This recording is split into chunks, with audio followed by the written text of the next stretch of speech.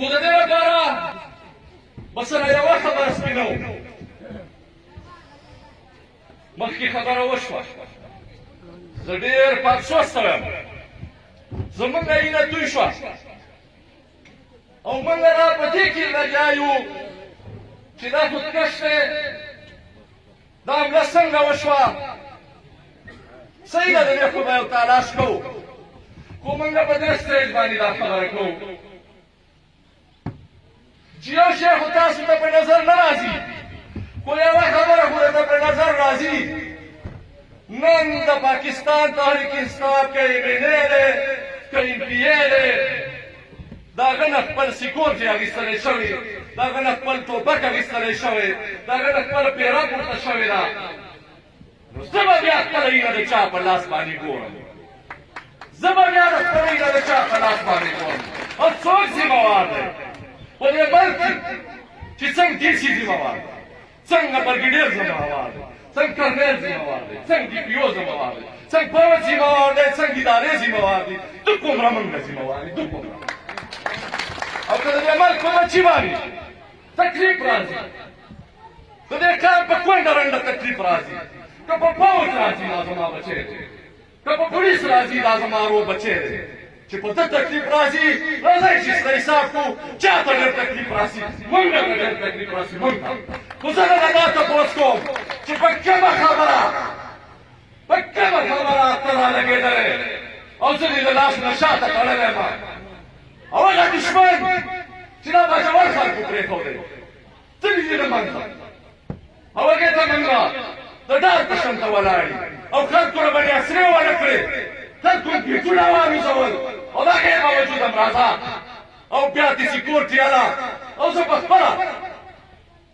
په شپې په یوه او په دوه بجې باندې د ټوپک سره ولاړ یم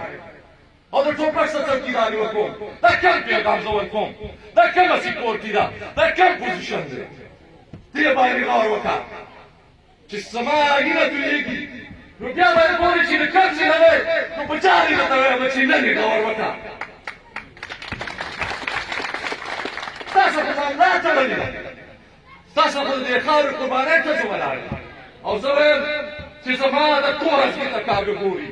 چې زما د کوره زوی ته کاږه ګوري وایم اور شوی د هغه په ګلستان عزیزانو خبره مې د جذباتو نه ده خبره مې دا ده چې نن یوه جرګه تاسو ناست یم داسې وشو په دې 14 میاشتې کې همن جرګه راغوسته شي ملک راغوست شي او پاکستان تحریک انصاف دې د ګوټ ته لګولی او بیا د ټول پاکستان خو یو ځانله سیچویشن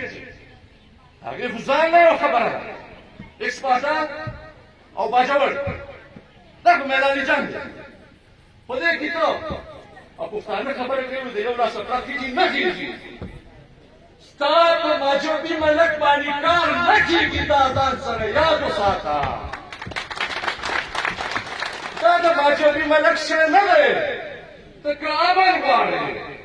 ته که دنیا ته خپل صداقت غواړې رښتینولي غواړې د دې قام باور پیدا کوئ سیاسي خلک به له ځان سره ودرې د دې قام مین خلک به له ځان سره ودرې او چې ستا مرضي وایي او ویسې به په خوب کې مې لیدلی دغه ستا جرګه نه ده دا بوټ پالش والا دي بوټ پالش او یا راشه چې سره وګورو دا خلک دا خو چې ور مخامخ کې خبرې ته قربانۍ ته دا خو داسې تختي هغه یو شی دی لکه د لیندې نه غشي دا ستا په کار نه وي راتلو والا دا ستا د سیکورټي پوسټ غم نه جاړي دا ستا د پولیس غم نه جاړي دی دې کنټرول کړی دی دې هغه د پاړو په شان په ټوکرۍ کې کېنولې دا وي ټوکرۍ ملک دی ټوکرۍ ملک دی ګرځوه په دې کار نه کېږي ما دا پاڅوه د ځان څخه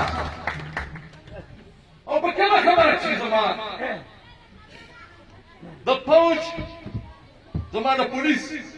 باندې انتقادي ویل په کولاو سره نه به پیټیم ته موقع میلاویږي نه به بل دشمن ته موقع میلاویږي او دا موږ د دې سټیج نه په ډاګ اواز کوو